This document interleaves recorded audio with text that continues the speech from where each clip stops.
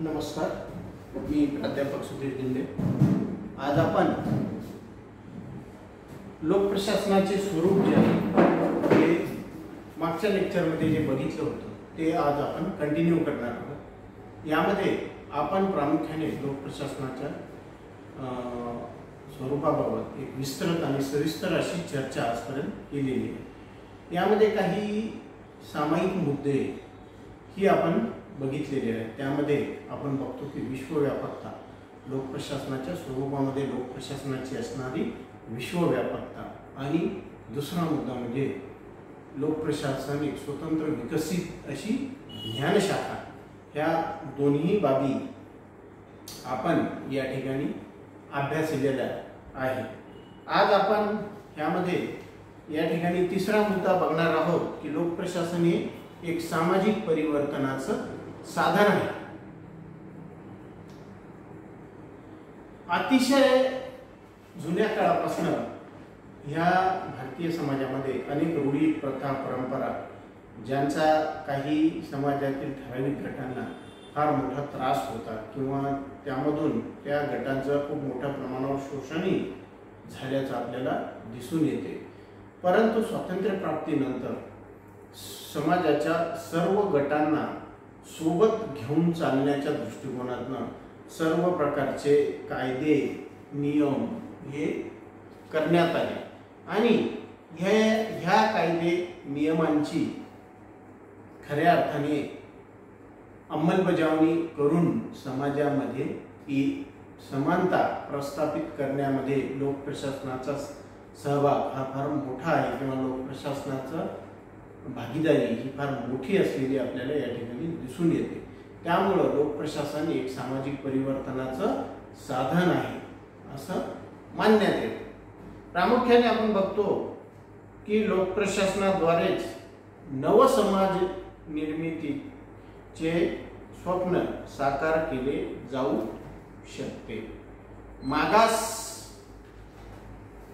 या विकसनशील देशांमध्ये लोकांच्या अपेक्षा सतत वाढत चाललेल्या आहेत, आणि वाढत्या आकांक्षा व त्या आकांक्षांना पूर्ण करण्याची आर्थिक कुवत या विकसनशील देशांच्या सरकारमध्ये नसली किंवा कमी असण्याची जाणीव ही सुद्धा या ठिकाणी झालेली आहे।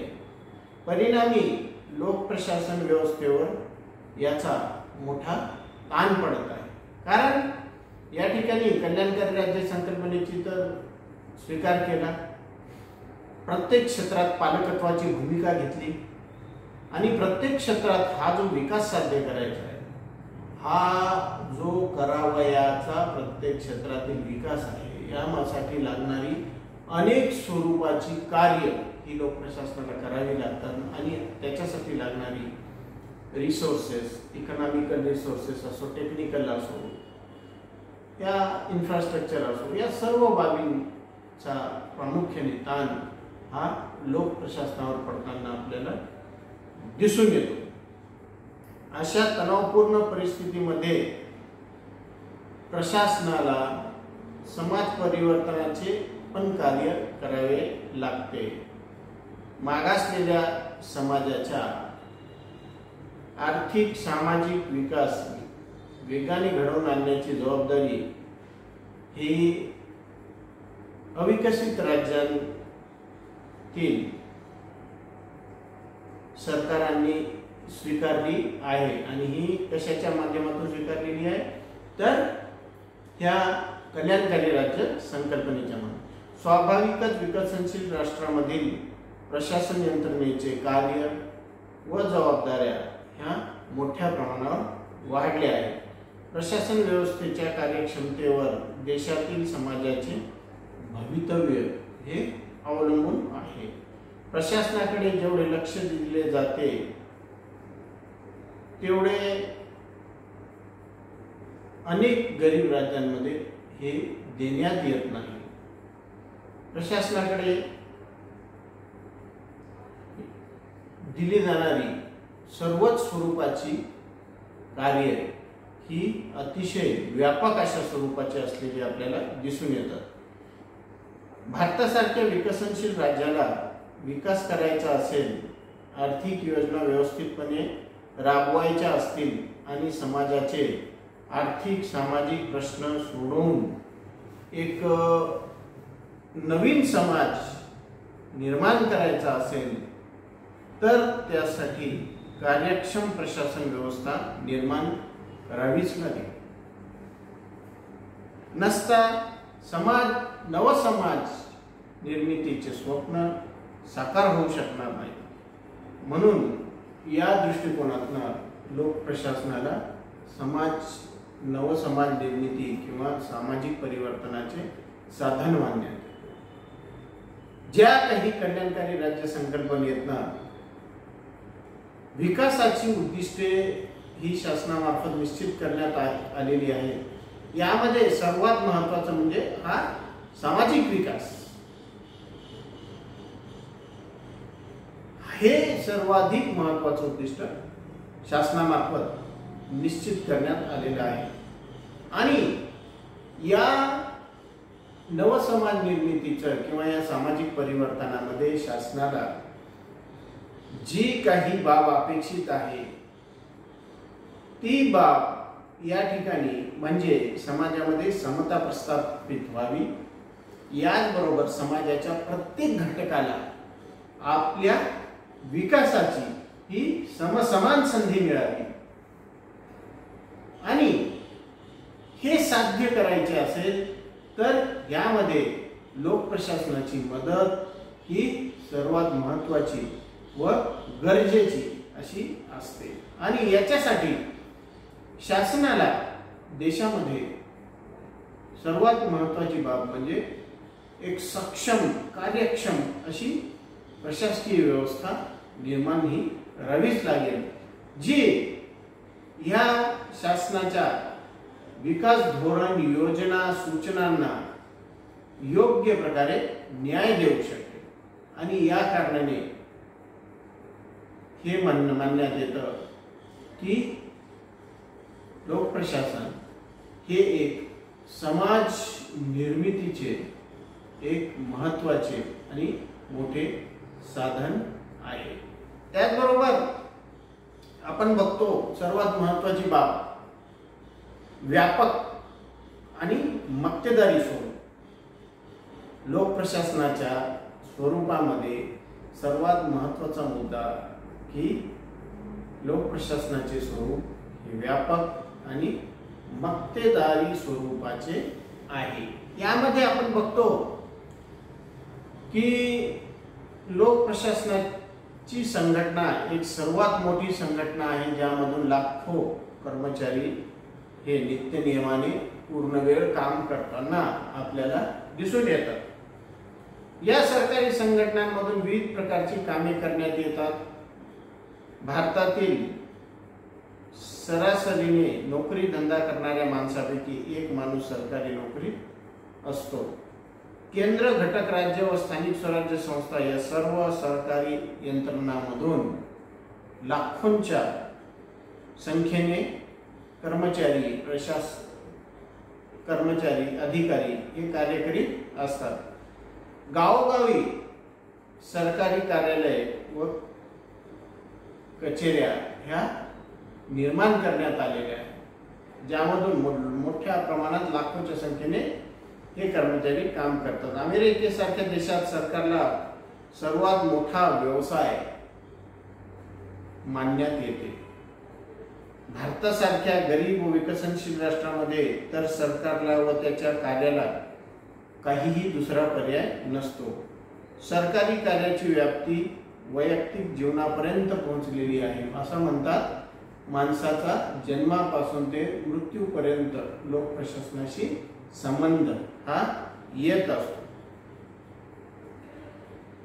प्रत्येक अडीअडचणीच्या प्रसंगी सामान्य सरकारकडे आशेने बघतात, कारण त्या गरजा पूर्ण करण्याचे सामर्थ्य हे केवळ सरकारमध्येच असते. त्याचबरोबर बहुतांशी गरिबी देशातील प्रशासन व्यवस्था खूप व्यापक आणि खूप मोठी असते.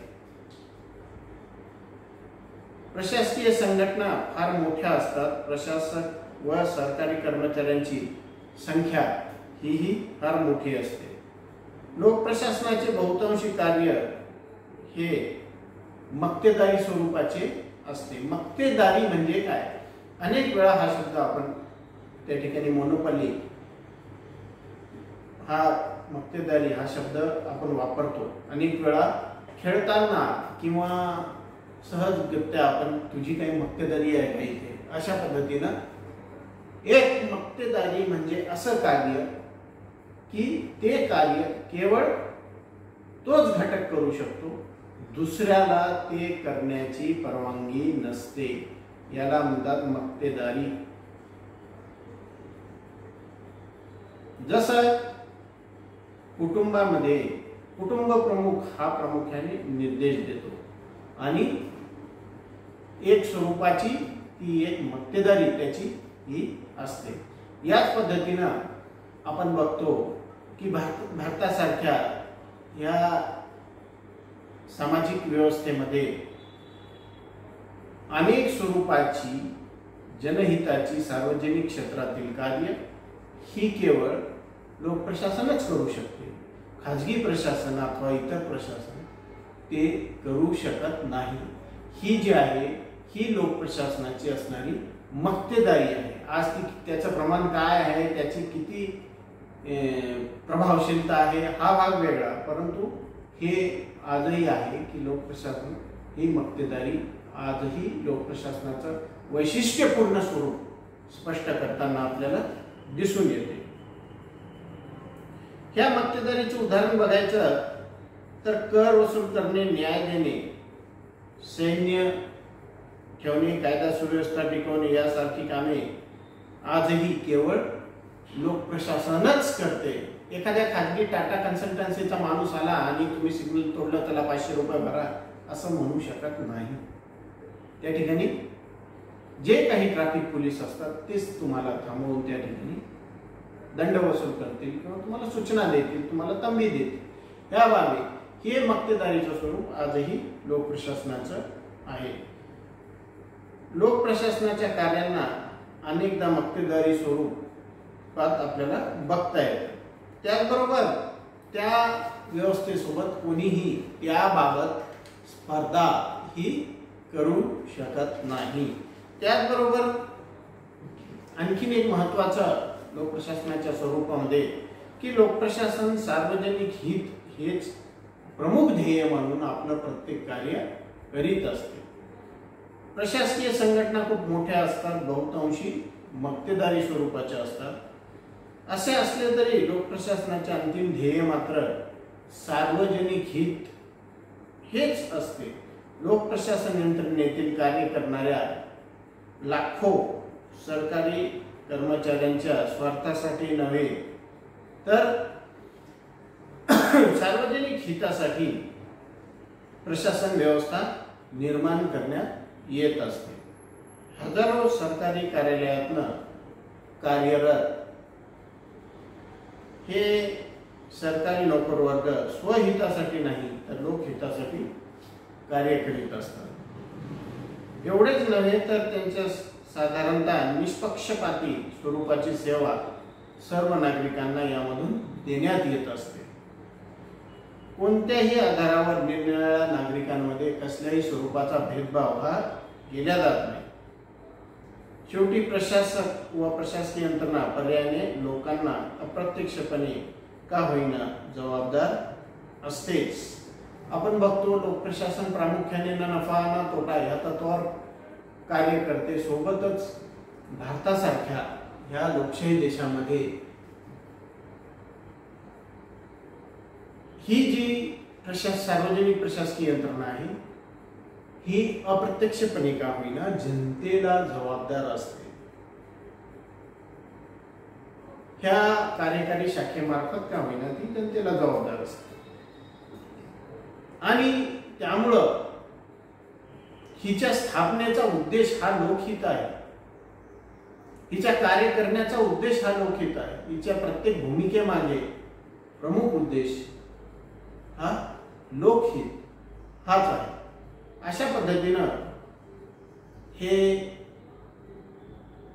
लोकप्रशासनाचे स्वरूप या ठिकाणी आपल्याला दिसून येतं। एकूण बाब या सर्व बाबी आपण या ठिकाणी बघितल्या की ज्या माध्यमातून आपल्याला हे लोकप्रशासनाचे स्वरूप जे आहे हे अधिक स्पष्ट होताना या ठिकाणी दिसून येते। लोकप्रशासनाच्या स्वरूपामध्ये यापुढे भविष्यात जे काही बदल होतील त्याचाही परिणाम हा होत राहील, परंतु एक मागचे संदर्भ आणि आजची परिस्थिती या अनुषंगाने या लोकप्रशासनाच्या स्वरूपाबाबत आपण या ठिकाणी सविस्तर असा विचार केला असं मला वाटते। यामध्ये आपण प्राचीन काळापासून संदर्भ घेत लोकप्रशासन ही एक कला आहे की लोकप्रशासनिक शास्त्र आहे, लोकप्रशासनिक तत्वज्ञान आहे, लोकप्रशासनिक व्यवसाय आहे, लोकप्रशासनिक प्रक्रिया आहे, लोकप्रशासनिक शास्त्रशुद्ध ज्ञानशाखा आहे आणि त्याचबरोबर त्याची असणारी विश्वव्यापकता, त्याचं मक्तेदारी स्वरूप, सामाजिक परिवर्तनाचं साधन, लोकहित या सर्व बाबींचा या स्वरूपामध्ये या ठिकाणी आपण पूर्णपणे सविस्तर असा विचार केलेला आहे। यापुढे आपण लोकप्रशासनाची व्याप्ती ही नेक्स्ट लेक्चरमध्ये घेऊ। धन्यवाद।